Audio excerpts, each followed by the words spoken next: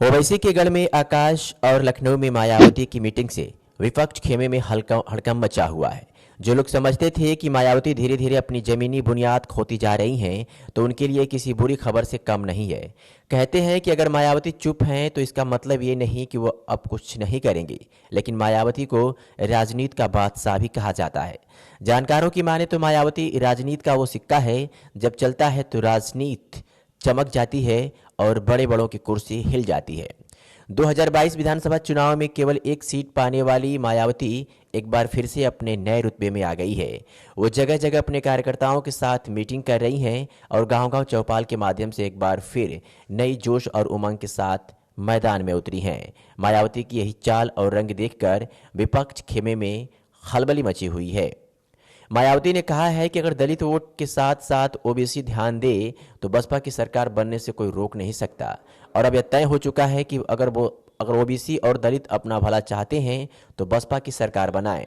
जानकारों की माने तो जब से भाजपा की सरकार बनी है तब से दलित, ओबीसी और माइनॉरिटी का विकास ठप हो गया है। इस सरकार में केवल और केवल पूंजीपतियों का ही विकास हुआ है। इस सरकार ने महंगाई इतनी कर दी है कि लोगों के घर चलने अब मुश्किल हो गए हैं। किसान आत्महत्या करने पर मजबूर है, तो वहीं शिक्षा के क्षेत्र में प्राइवेट विद्यालयों ने इतनी फीस बढ़ा दी है कि अब गरीब का बच्चा प्राइवेट स्कूल में पढ़ नहीं सकता और सरकारी स्कूल में पढ़ाई नहीं होती। अगर ऐसे ही रहा तो ये सरकार कुछ दिन बाद संविधान में ऐसा बदलाव करेगी कि चुनाव का झमेला ही खत्म हो जाएगा। लेकिन मायावती की इस पहल से एक बार फिर लोगों की उम्मीदें बढ़ी हैं। आपको बताते चले कि बीएसपी चीफ मायावती का स्टैंड अब तक एकला चलो वाला रहा है। बीएसपी ने 2024 लोकसभा चुनाव अकेले लड़ने का फैसला किया है। मायावती ने न एनडीए में है और न ही इंडिया गठबंधन में। वो अकेले अपने दम पर चुनाव लड़ने की घोषणा कर चुकी हैं। एमपी और छत्तीसगढ़ के विधानसभा चुनाव में मायावती ने गठबंधन किया। दोनों राज्यों में बीएसपी ने गोंडवाना गणतंत्र पार्टी के साथ चुनाव तालमेल किया। दलित और आदिवासी वोटों के समीकरण से मायावती किंगमेकर बनना चाहती हैं। मायावती का मानना है कि अगर राज्यों में किसी पार्टी को बहुमत न मिला तो फिर सत्ता की चाबी उनके पास होगी। मायावती पहले ही ऐलान कर चुकी हैं कि इस बार उनकी पार्टी सरकार में शामिल होगी। इससे पहले एमपी और राजस्थान में बीएसपी ने कांग्रेस को बाहर से समर्थन दिया था। राजस्थान में तो उनके सभी 6 विधायक बाद में कांग्रेस चले गए थे।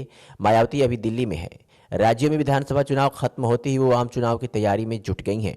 महाराष्ट्र को लेकर वो एक बैठक भी कर चुकी हैं। महाराष्ट्र में उनकी नज़र उन सीटों पर है जहां पार्टी को 1 लाख वोट मिलते रहे हैं। उनके भतीजे आकाश आनंद 29 नवंबर को औरंगाबाद का दौरा करेंगे। पूर्व राज्यसभा सांसद और नेशनल कोऑर्डिनेटर अशोक सिद्धार्थ वहां के प्रभारी हैं। ये सीट अभी असदुद्दीन ओवैसी की पार्टी एआईएमआईएम के पास है।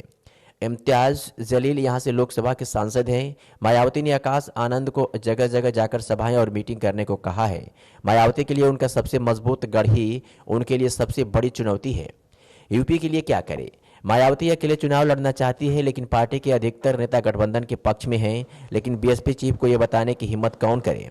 पार्टी से लोकसभा के एक सांसद ने कहा कि बिना गठबंधन के हमारा भविष्य चौपट हो सकता है। पिछले चुनाव में बीएसपी का समाजवादी पार्टी से गठबंधन था। उस चुनाव में बीएसपी के 10 नेता चुनाव जीतने में कामयाब रहे। बाद में गाजीपुर से सांसद अफजल अंसारी को सजा हो गई, फिर उनकी सदस्यता भी चली गई। पिछले चुनाव में 10 सीटें लेने वाली बीएसपी का 2014 के चुनाव में खाता तक नहीं खुला था।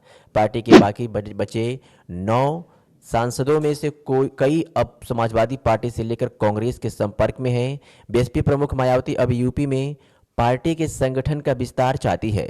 लालजी वर्मा, इंद्रजीत सरोज से लेकर राम अचल राजभर जैसे पुराने नेता पार्टी छोड़ चुके हैं। पार्टी का वोट शेयर लगातार कम हो रहा है। पिछले विधानसभा चुनाव में बीएसपी को बस 13% वोट मिले थे। यूपी की 4 बार मुख्यमंत्री रह चुकी मायावती ने 30 नवंबर को यूपी के नेताओं की बैठक बुलाई है, जिसमें सभी मंडल कोऑर्डिनेटर अपने रिपोर्ट कार्ड पेश करेंगे।